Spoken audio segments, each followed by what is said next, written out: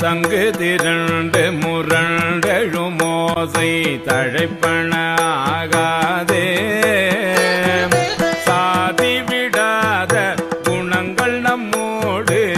சலித்திடுமாகாதே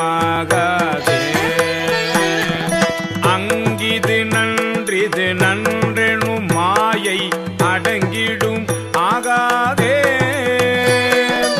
ஆசையெல்லாம் அடியார் அடியோமெனும் அத்தனை